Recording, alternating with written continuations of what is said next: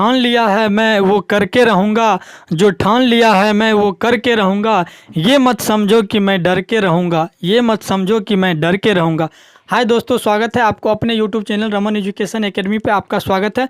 अगर आप प्रथम बार इस चैनल पे आए हैं तो कृपया चैनल को सब्सक्राइब कर लें तथा बेल आइकन के बटन को दबा लें ताकि वीडियो का नोटिफिकेशन आप तक पहुंचता रहे। तो चलिए आज का जो टॉपिक है उसके तरफ बढ़ते हैं। इससे पहले आप जानते हैं कि हम जो है इस सेशन में आपको इस क्लास में आपको ट्रांसलेशन का क्लास लेकर आते हैं और ट्रांसलेशन बनाना सिखाते हैं। तो चलिए आज का जो आपका ट्रांसलेशन है वो आप स्ट्रक्चर नंबर 18 अभी तक आप 17 स्ट्रक्चर नंबर 17 तक पढ़ चुके हैं। स्ट्रक्चर नंबर 17 तक आज आपका जो होने वाला है स्ट्रक्चर नंबर 18 मतलब स्ट्रक्चर 18 जो है आज आपका स्टार्ट होने वाला है। आपका ट्रांसलेशन का क्लास रनिंग पकड़ लिया है। धीरे धीरे आप जो है थोड़ा लिंक को शेयर करते रहिए और आप आगे बढ़ते रहिए, पढ़ते रहिए, सीखते रहिए। यही आपसे दुआ करते हैं। आप मेरा यही विनती है कि आप कुछ सीखते रहिए, पढ़ते रहिए। तो चलिए आज का जो स्ट्रक्चर होने वाला है स्ट्रक्चर 18 नंबर स्ट्रक्चर। अब इसमें हम आपको इम्फेटिक सेंटेंस पढ़ाना स्टार्ट कर दिए हैं। इम्परेटिव सेंटेंस, ठीक है। इम्परेटिव सेंटेंस में आप देखिए ऐसे सेंटेंस आप अभी तक आपको इम्परेटिव में दो तरह का जो सेंटेंस है आपको बता चुके हैं ट्रांसलेट करना। अब ये जो है तीसरा क्लास है, मतलब कि 15 तक आपका बेसिक क्लास था, स्ट्रक्चर नंबर 15 तक। इसमें आपको देखिए ऐसे सेंटेंस को आपको आप ट्रांसलेट आज करना सिखाएंगे जिस सेंटेंस के शुरू में या मतलब कृपा कर रहेगा या दया कर रहेगा, या तो कृपा कर रहेगा या दया कर रहेगा। जैसे कि इस तरह का सेंटेंस रहेगा, दया कर मेरी मदद कर दीजिए, कृपया कर मुझे 500 रुपये दे दीजिए, या कृपा कर गरीबों की मदद कीजिए, या कृपा कर ऐसा मत कीजिए, या इसी तरह का और अलग से ट्रांसलेशन, अलग तरह का ट्रांसलेशन रहेगा। आप उस तरह के ट्रांसलेशन को आज आप फेस करने वाले हैं, मतलब कि उसको ट्रांसलेट करने वाले हैं। तो देखिए ऐसे ट्रांसलेशन को आप पहचानिएगा कैसे, तो पहचानने का इसका रूल देखिए।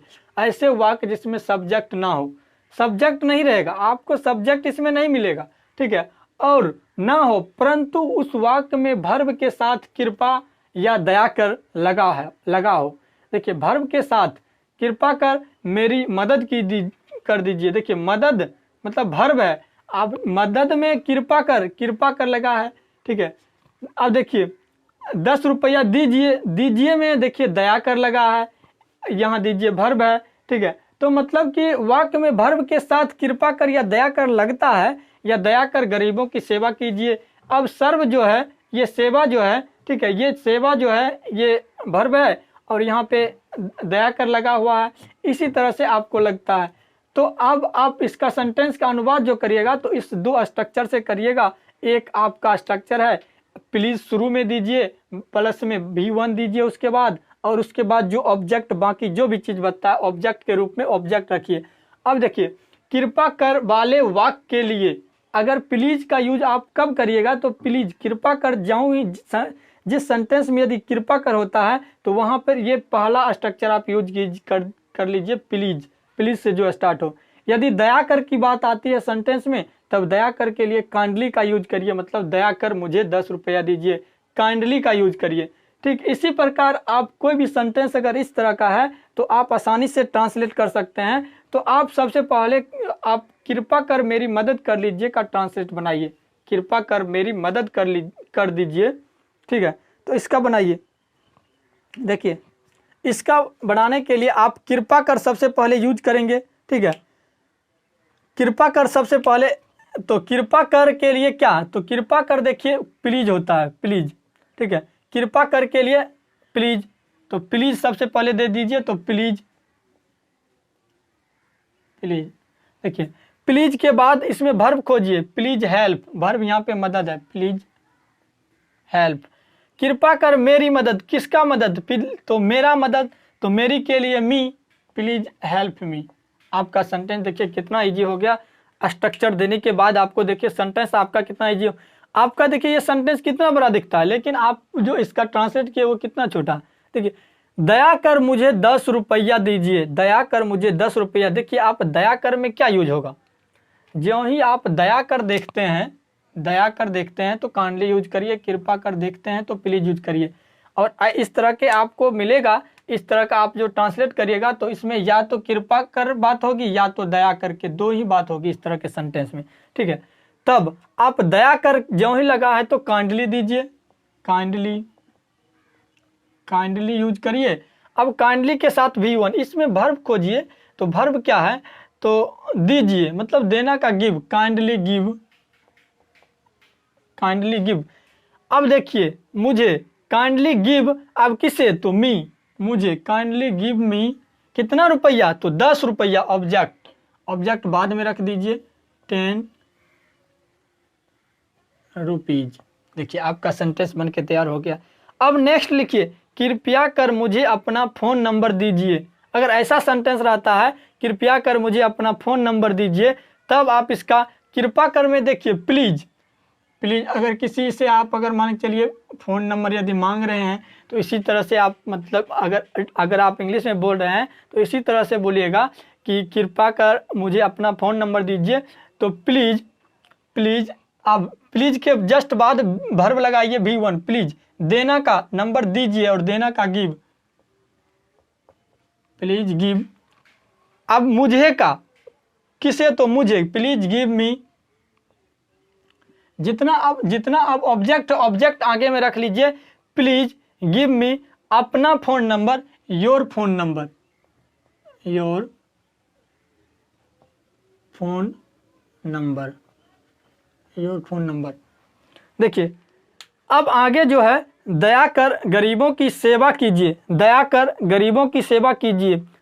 अब देखिए दया कर में क्या, दया कर में यहाँ देखिए दया कर में काइंडली, काइंडली। अब देखिए सेवा, सेवा का क्या होता है अंग्रेजी मीनिंग, तो सेवा का सर्व होता है, काइंडली सर्व द पुअर। देखिए गरीबों की मतलब एक गरीब लोग की बात आ गई, इसीलिए पुअर के पहले दो, ठीक है।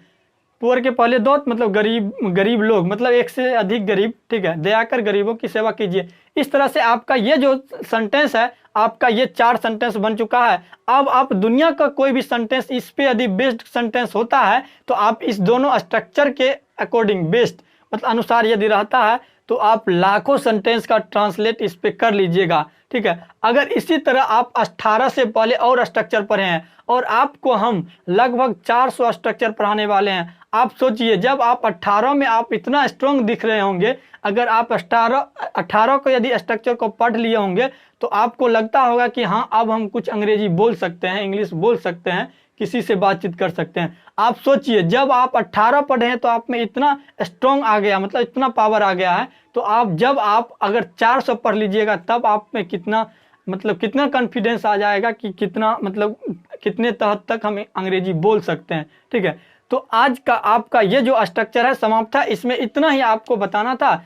अब जो है आप अपने घर से बनाने के लिए कुछ आपको सेंटेंस इसी तरह का सेंटेंस हम लिखा देते हैं, प्रत्येक स्ट्रक्चर में आपको ट्रांसलेशन देते हैं आपके अभ्यास के लिए। तो अब आप पहला आज का लिखिए ट्रांसलेशन, कृपया कर 1 कप चाय पी लीजिए, कृपया कर 1 कप चाय पी लीजिए। घर से बना के लाना है, ठीक है। यदि आपको कोई यदि प्रॉब्लम होता है घर से बनाने में, यदि वर्ड प्रॉब्लम या किसी तरह का प्रॉब्लम, तो मेरे व्हाट्सअप नंबर है, देखिए व्हाट्सअप नंबर 7631460657, इस पे आप व्हाट्सअप कर सकते हैं कोई भी प्रॉब्लम।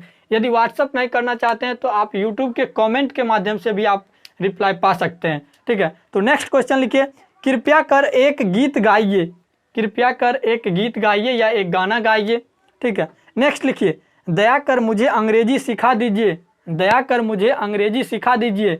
जैसे कि अभी हम आपको अंग्रेजी सिखा रहे हैं तो वही सेंटेंस कि दया कर मुझे अंग्रेजी सिखा दीजिए। नेक्स्ट लिखिए, कृपया कर मुझे आधुनिक अंग्रेजी व्याकरण दिखाइए, कृपया कर मुझे आधुनिक अंग्रेजी व्याकरण दिखाइए। यदि आप दुकानदार के पास जाते हैं तो इस तरह का आप सेंटेंस यूज करिएगा, कृपया कर मुझे आप आधुनिक अंग्रेजी व्याकरण दिखाइए, मतलब व्याकरण का किताब दिखाइए, ठीक है। नेक्स्ट में लिखिए, दया कर मेरे साथ चलिए, दया कर मेरे साथ चलिए। कृपया कर मुझे अपनी कलम दीजिए, कृपया कर आप मुझे अपनी कलम दीजिए। कृपया कर आप मुझे अपनी कलम दीजिए। नेक्स्ट में लिखिए, दया करके मेरी समस्या का समाधान कर दीजिए, मतलब करिए, दया कर मेरी समस्या का समाधान कीजिए। नेक्स्ट में लिखिए, कृपया कर हम लोगों को अंग्रेजी बोलना सिखाइए। कृपया कर हम लोगों को अंग्रेजी बोलना सिखाइए। दया कर मुझे एक बाइक खरीद दीजिए। दया कर मुझे एक बाइक खरीद दीजिए। आप अपने मतलब पिताजी से ऐसा मतलब रिक्वेस्ट कर सकते हैं कि दया कर मुझे एक बाइक खरीद दीजिए, इस तरह का ट्रांसलेशन है। देखिए नेक्स्ट लिखिए, कृपया कर मुझे लंदन भेज दीजिए। कृपया कर मुझे लंदन भेज दीजिए। अगर घूमने का यदि आप लोग का यदि मन है तो ऐसी मतलब बात करके बोल सकते हैं कि इंग्लिश में कि दया कर मुझे लंदन भेज दीजिए। ठीक है, इसी तरह का आप सेंटेंस, आपका आज का जो क्लास है ये क्लास यहीं पे आपका ऑफ होता है। That's all for today, enjoy your day. पढ़िए स्ट्रक्चर नंबर 18 को आप अच्छा से पढ़ लीजिए। आगे जो आपका पढ़ाई होगा वो स्ट्रक्चर नंबर 19 होगा, 19 से स्टार्ट करेगा नेक्स्ट डे।